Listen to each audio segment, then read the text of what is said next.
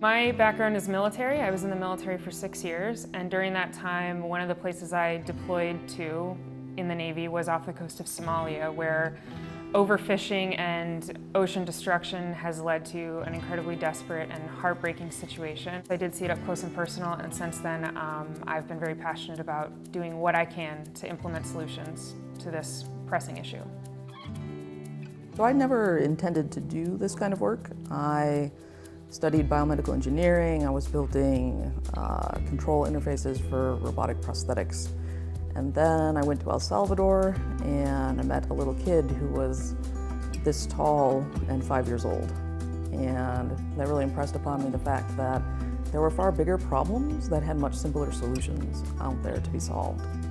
We observed lots of developing world families who were growing corn and eating only corn and suffering a lot of health effects as a result of that.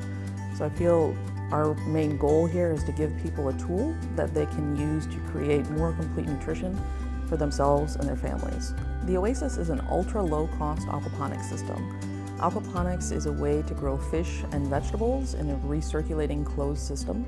So it's a way to produce a lot of food using very little in terms of power and water. So the Oasis consists of 2 tanks, one for the fish, the other is full of gravel, and that's where you put all your vegetables. The fish produce waste, and that water is cycled through the gravel in the vegetable bed. Bacteria living on the gravel break down the fish waste. The plants absorb those nutrients, and clean water returns to the fish. Our initial system was actually a senior thesis project. We put a young woman through college. Her name is Jackie Hernandez, and she was really the driving force behind the first system. And we saw how well that worked, so we wanted to expand it further. They are by and large operated by the woman of the house. Basically, you have to feed the fish 3 times a day.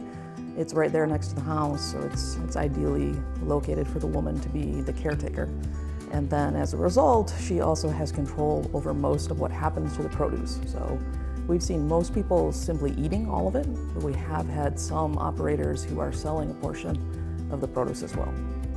The current design is an improvement on our previous designs, primarily because the tank is larger, so we have more fish, and the garden is larger, which was a direct change that we made in response from our consumers, our customers. We were able to produce now 600 pounds of vegetables and 200 tilapia, which is up from our previous brick tank system and the barrel system that came before that. There is an off-grid version that is solar powered.